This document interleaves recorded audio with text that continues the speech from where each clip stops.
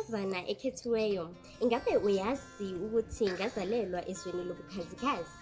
Izwe langakithi liyidayimane, lingumuntu wesimame omuhle, omi kahle. Ngisho yena usuka sihambe wentombi. Le ntokazi yangakithi ibizwa ngothingo lwenkosazane ngenxa yempahla nobuhlalu bemibalabala eyigqokayo. Angisakuphathi-ke ukuziqhenya kwayo, iziqhenya ngezingane zayo ezikhuluma izilimi eziyishumi 1, iziqhenya ngemvelaphi yezingane zayo, iphinde iziqhenya kakhulu lapho izingane zayo zibungaza i-heritage. Le ntombi endala inethalente kabi, icula ngezilimi ezihlukahlukene, iphinde idanse ngezindlela eziyinhlobonhlobo.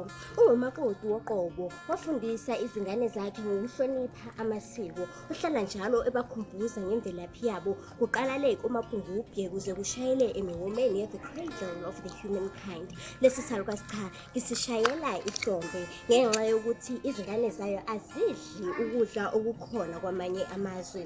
Mana, ingabe uyangiphikisa? Mana ngikuxoxele ungakalubeki olwakho udaba. Uke wezwa le phesheya bathi sidla umngqusho, izinkobe, amasonja noma lokhu okuthiwa ama-poetsy na?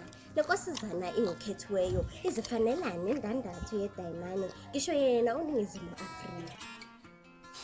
Andile Mbongikazi yamandaba.